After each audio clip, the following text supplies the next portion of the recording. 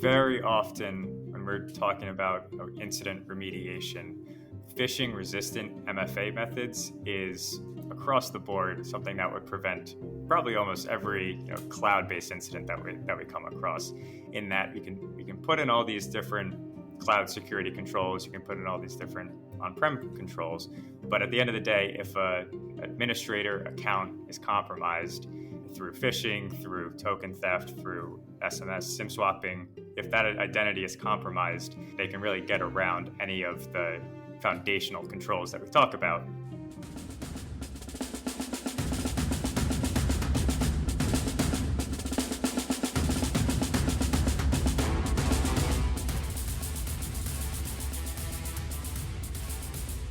All right, welcome to another episode of Mandiant's Defender's Advantage podcast. I'm your host, Luke McNamara.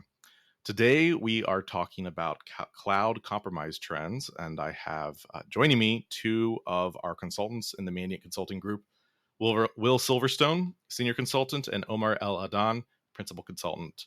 Omar, Will, great to have you here. Great to be here. Thanks for having us. Yeah.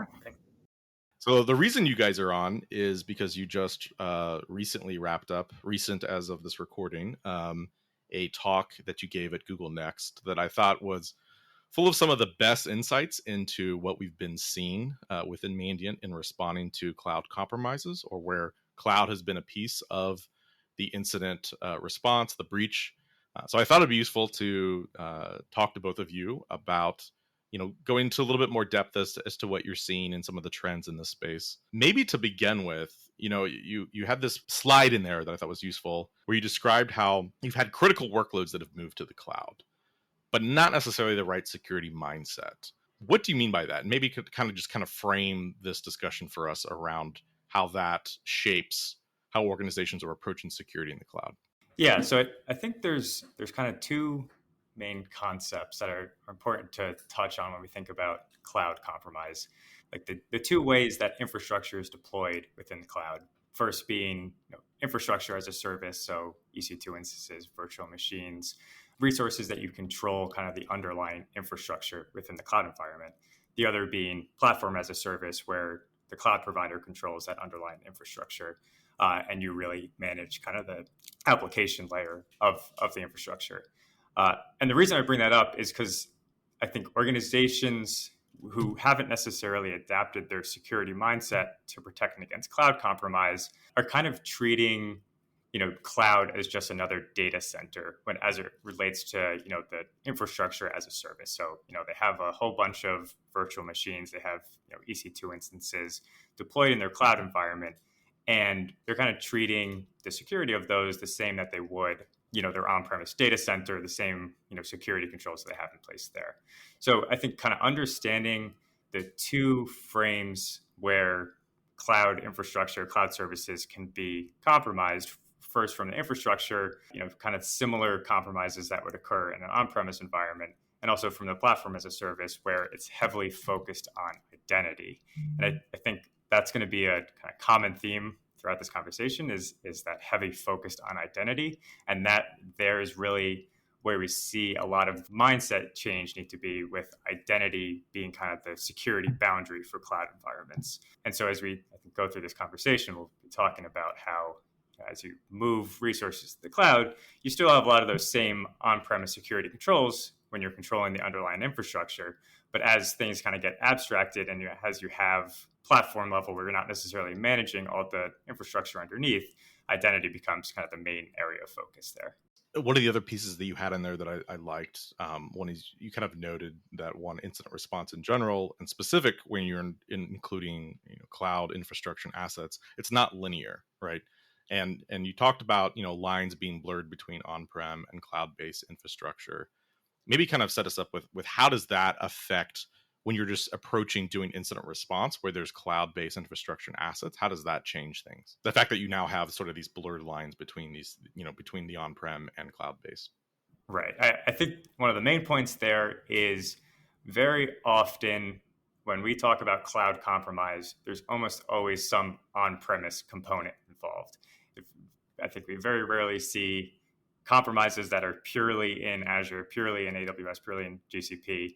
there's almost always, a compromise of on-premise Active Directory first, or a compromise of an on-premise identity provider first that allows the attacker to then move laterally or escalate privileges into a cloud environment.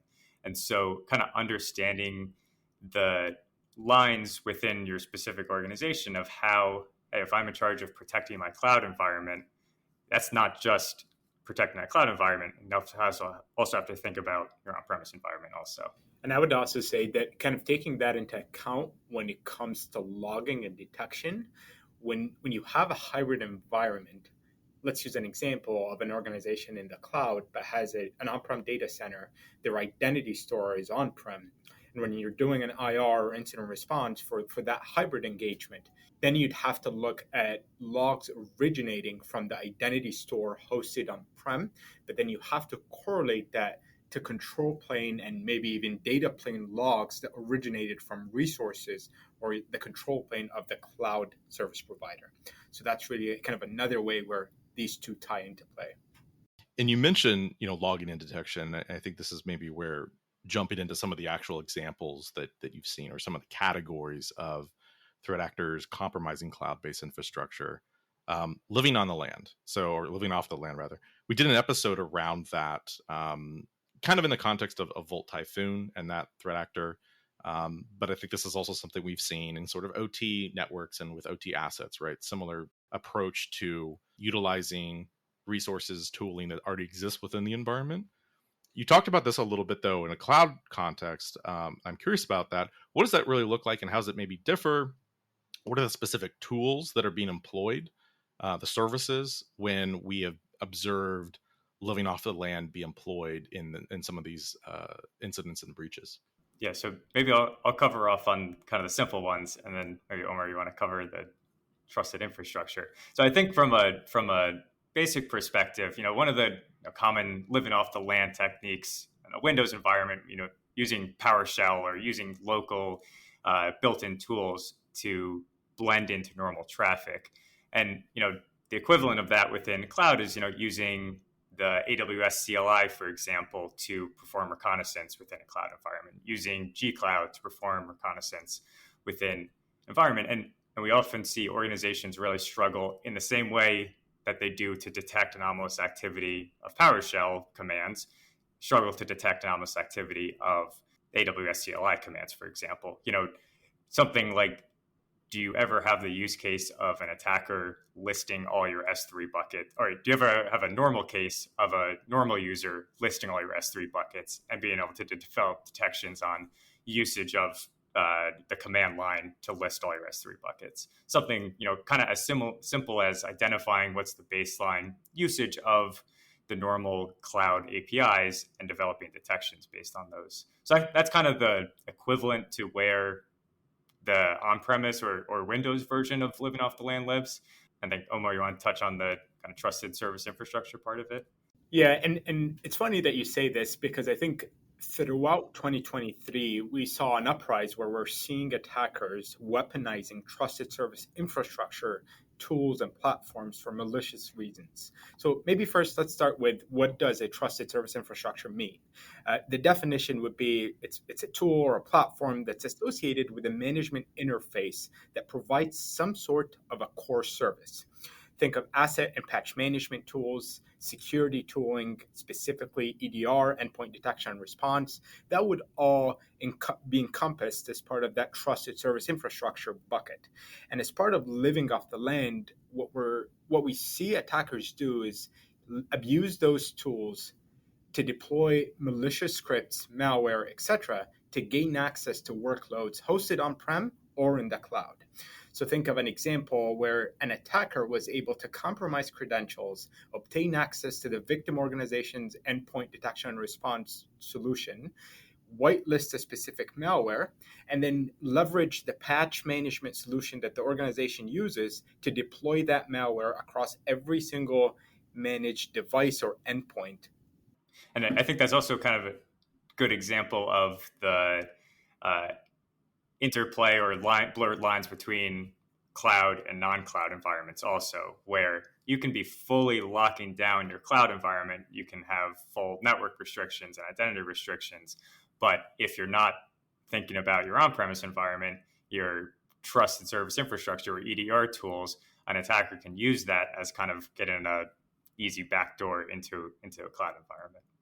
So you talked about it being utilized for that initial reconnaissance piece, but then it seems like also in the actual deployment of malware, I almost wonder if it's analogous to, we were seeing a lot of group policy object being employed in the deployment of wiper malware in Ukraine several years ago. And I think we've seen that obviously to some extent also pretty extensively with deployment of ransomware in general, right? As a way to deploy that out to endpoints. So is it kind of a similar function there where they're using it, as a technique at different stages of the attack lifecycle, both for reconnaissance, but then also follow on where you're actually deploying malware? Yeah, absolutely. Not just kind of in the reconnaissance phase, but then also now as part of that weaponization of those trusted platforms and tools. We're seeing attackers leverage that to cause kind of destructive attacks, such as the deployment of ransomware, for example, across cloud or endpoints that are managed through those trusted service infrastructure tools. Are there other ways we're seeing them blend into cloud services and sort of what you would expect for legitimate traffic or things that we would expect to show up legitimately on logs? Well, do you want to talk through the case where we saw the virtual machine and the creation of a virtual machine to bypass multi-factor authentication? Yeah, so I think kind of along the lines of blending into legitimate traffic, or you see a lot in cloud environments and also in other virtualized environments is attackers creating infrastructure, creating a new virtual machine and using that to then stage attacks from. Especially where this becomes valuable for the attacker's point of view is organizations are often, excluding trusted locations or excluding their on-premise networks from MFA enforcement. So if an attacker is able to get a foothold into a cloud environment, deploy a new virtual machine, for example, they can then use that to then pivot to other organization resources, very often with single factor access, because now they're coming from a trusted location. They're coming from a virtual machine that is within the organization's network. And that is very hard for organizations to detect anomalous traffic on because it's coming from inside their own network and very often blends in with that legitimate traffic. You talk a little bit also about the extended cloud attack surface. I remember in your talk. What does that entail and what does that involve and how does that play into this conversation as well? I think when we talk about attack surface and cloud, it always reminds me of an analogy that CISO once told me. And he said, if you want to secure an endpoint, just throw it in the water. Because it's in the water, it's unusable, no one can hack it. And when we compare that to cloud and think of attack surface, cloud by itself, it's secure, right? Because there's no services in it. When you create a net new account or project across your cloud provider, there's no resources that are enabled, nothing is publicly exposed, so it's inherently secure. But when it comes to attack surface across the cloud, specifically when we say extended attack surface, that goes down to the point that a lot of organizations are maintaining a hybrid infrastructure.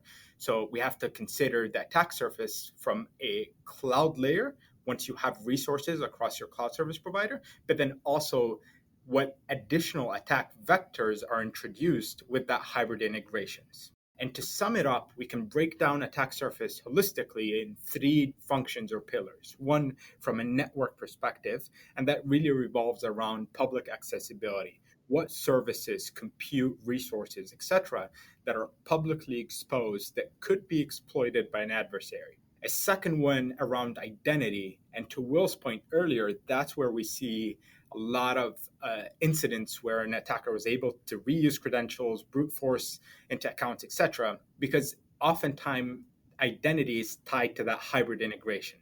The example we gave earlier, where an organization is using their on-prem identity store to manage admin access into the cloud, that's commonly the reason where we see an attacker moving from an on-prem environment to a cloud and then causing destruction across that cloud environment. And the third function would be that trusted service infrastructure. How are you securing your security and infrastructure tools and platforms that manage your workloads and resources across your cloud service provider? And are those integrated with your identity store? are those managed through the same everyday endpoints, as an example, that's used by administrators to do their day-to-day work, etc. So you talked about identity, and you've talked also, given some examples of where we're seeing threat actors try to get around MFA. From the incidents you've responded to that have involved cloud compromise, or that's been a piece of that, what are some of the takeaways for you about what organizations can better do to secure identity? Since we are seeing that be more utilized here, and I think especially the piece around MFA bypass is interesting because I put into this larger trend that we highlighted in the End Trends report this year around more of a focused around evasion techniques, and seeing also more MFA bypass in general this past year, but specific to cloud based identities. What are some of the takeaways for you with regarding how to better secure those? Yeah, great question. And kind of going back to the attack surface question, when I talked about identity, the biggest thing was around really breaking that hybrid integration between your cloud and on-prem environment. So when it comes to identity, the number one kind of foundational rule to secure your identities with a focus of cloud would be to segment your admin identities. And that can easily be implemented by using something like local cloud service provider based admin accounts that are not integrated with your identity store. Then we shift gears into something like multi-factor authentication. We always like to tell our clients that not all MFA methods are equal. So for administrative accounts, specifically cloud service provider admin accounts, we want to be using something like security keys and other phishing resistant MFA methods. But then also what we started seeing is organizations enforcing those strong MFA methods, but not really locking down from where and how an end user can register or modify an MFA method. So accounting for that as part of your identity restrictions holistically, and restricting from where and how an end user, an administrative account can reset an MFA method or join a new MFA method. And quick ways we usually do this with our clients is restricting it to physical trusted networks. So administrators have to be within the corporate network office, and only from there they're allowed to register or modify that MFA method. But then we also don't want to forget about kind of non-human accounts that are across your identity store or across your cloud service provider identity store. So if we have any accounts that are used as service accounts, we want to make sure that we've restricted how those are used, from where those can authenticate, and ensuring that they don't have that interactive logon capability. And if they do, then we have the right detections in place to detect any attempts or use of those non-human accounts interactively. Will, anything you'd like to add? Yeah, no, I think very often when we're talking about incident remediation, phishing resistant MFA methods is across the board something that would prevent probably almost every cloud-based incident that we come across. In that we can put in all these different cloud security controls, you can put in all these different on-prem controls, but at the end of the day, if a administrator account is compromised through phishing, through token theft, through SMS SIM swapping, if that identity is compromised, they can really get around any of the foundational controls that we talk about in securing cloud environments. So putting kind of if there's one takeaway from this session is, the phishing resistant MFA, at least for administrators, to really lock down how and where those administrators can authenticate from. And if that can be rolled out to anyone that has access to a cloud environment, that's great. And then, from there, really all users would recommend that as well. You mentioned token theft. Any interesting examples or stories of, or maybe just even more common ways that we're seeing threat actors go about doing that? Yeah, I mean, I think over the last 2 years, it's something very common that we've seen, especially within the Entra ID space, where attackers are performing the kind of adversary in the middle type attack, where sending a phishing link to an end user, where their attacker controlled infrastructure kind of sits between the phishing page where the authentication occurs, and instead of the attacker stealing the username and password, they're able to get the session tokens from that authentication and then replay those from their own attacker controlled infrastructure. And so this is difficult to protect against if you're using SMS as an authentication method, if you're using just an authenticator app as an MFA method, because there's nothing stopping those session tokens from being used from the attacker controlled infrastructure. Now, phishing resistant MFA is different because the phishing resistant portion of it comes in that there's a cryptographic binding between the MFA method and the site that you're attempting to authenticate to. And so the ability to replay any of the authentication tokens from that sign-in is blocked because the MFA method wouldn't work there. So if there's that's kind of where we talk about the phishing resistant MFA being really important, because a lot of, even if we're putting in the authenticator app, which is really kind of the next best MFA method, it still can be bypassed through one of those common and widely available adversary in the middle type session token theft methods. And I'll give a quick plug here for the MTrends report, because I think we have an article actually specifically on the adversary in the middle techniques we've been seeing. So if folks interested in that, I would encourage them go check that out. Maybe shifting gears a little bit, third parties as a way to compromise cloud infrastructure. This is also something you talked about in your talk at Google Next. What are we seeing there? One of the main areas is kind of, this is just an extension of a challenge of securing identities related to your cloud environment, in that there's to a certain extent, a lot of these controls that we talk about in securing identities in terms of strong authentication, protecting where they can authenticate from, things like that, are more straightforward when those users are part of your own organization. But when those are third-party contractors or software vendors that need access to your cloud environment, that's where the difficulty in securing those third-party identities comes in.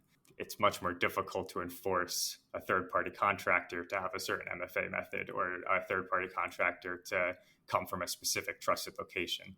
So we very often see that as one main vector through which cloud accounts are compromised, is that we're putting all these controls to protect our own identities, but there's third-party vendors or contractors that are able to access our cloud environment in the same way, but don't have the same strict level of controls. And I think I would also add on top of that when we think of secure access holistically, right, we break it down into two pieces. One is the identity aspect. Do we trust that identity authenticating, but then also what device they're using, and are we able to perform any checks or validation at the device during that authentication process to validate that this is a legitimate endpoint being used through the identity to access the cloud provider.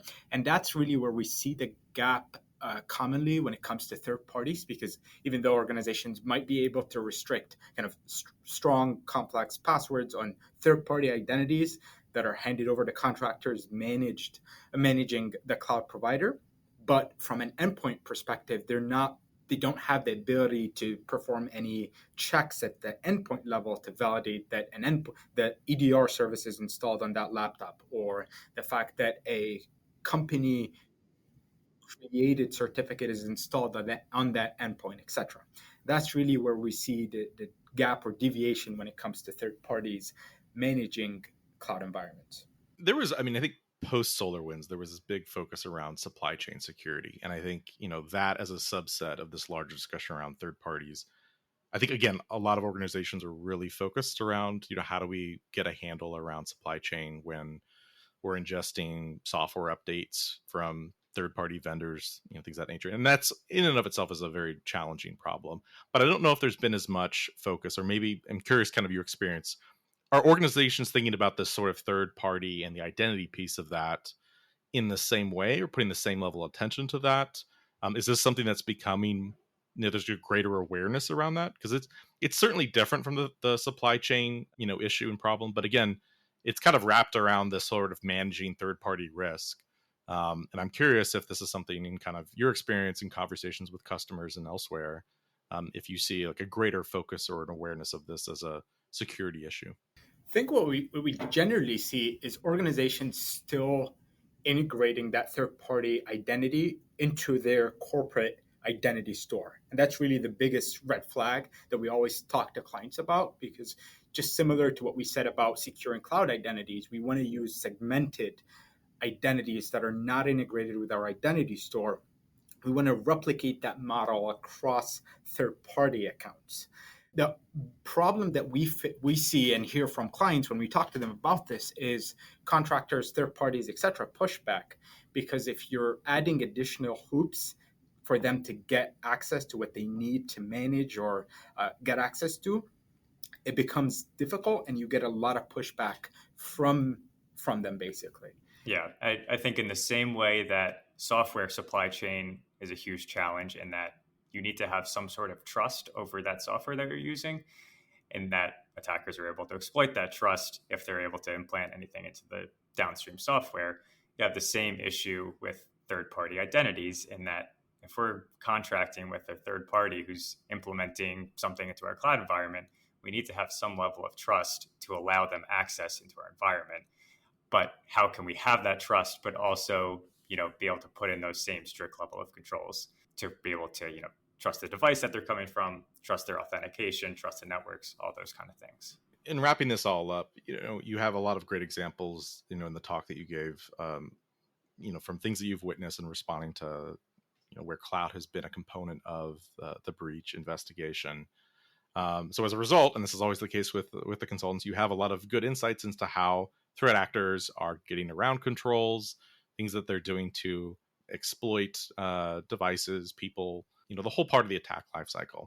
What are some of the big takeaways from your guys' perspectives that you think should be priorities for organizations looking at better securing their cloud environments, going forward, based on the trends that we're seeing, the more common mistakes organizations are making, or the more common methods we're seeing adversaries employ? I think if we haven't said it enough throughout this podcast so far, it would be identity, right? Let's focus on prioritizing identity segmentation and enforcing strong identity controls across the different account types that we manage, focused on starting with privileged accounts, then service accounts, and then lastly, end user accounts. But then also as part of that focus, let's focus on multi-factor authentication, forcing strong MFA, restricting how and where an MFA modification or registration can occur. From the non-human or service accounts perspective, let's make sure that we understand how those are used and what services they authenticate against, and limit the scope of that authentication process. And we also want to keep an inventory of how they're being used and build detections around that so that we're able to determine any deviation from that. The second thing I would also focus on would be endpoints. So taking a look at how privileged administrators are accessing cloud environments and restricting from where and how and what endpoints can be used to directly access the control or even data plane of your cloud service provider. One simple recommendation that we always recommend clients is the use of a secondary endpoint where they're not using their everyday laptop that's being used to respond to email, access social media, etc., to manage cloud platforms. And we can do this either by having a hardened endpoint, a secondary hardened endpoint that's used by the administrator who's managing our cloud environment, but then also we can require the use of something like a privilege or a secure workstation where an administrator has to go there, and at that level, at the secure or privileged access workstation, we have higher visibility. We're able to implement maybe more tighter detections so that if there's any malicious activity, we have a higher chance of detecting it earlier on. Will, anything you'd like to add? Yeah, no, for any given user, being able to trust three things: trust the credentials, the authentication that they're coming from, trust the device that they're coming from, and trust the network that they're coming from. And I think if you can lock down those three things for any given user, focused on administrative users, you get a large portion of the way there for protecting your cloud environments. Fantastic. Well, that's a great place to end it on. And Will and Omar, thank you so much for your time today and sharing your insights. Again, I think these are I don't know if the talk from Google Next is going to be out publicly, but that's why folks should go sign up next year to go attend in person. But I think a lot of the big meaty points that you made in that, I think you expressed here as well. So hopefully this will be a good resource for folks and organizations looking to better implement security in their cloud infrastructure. So take care and have a great day. Thank you. Awesome. Thanks.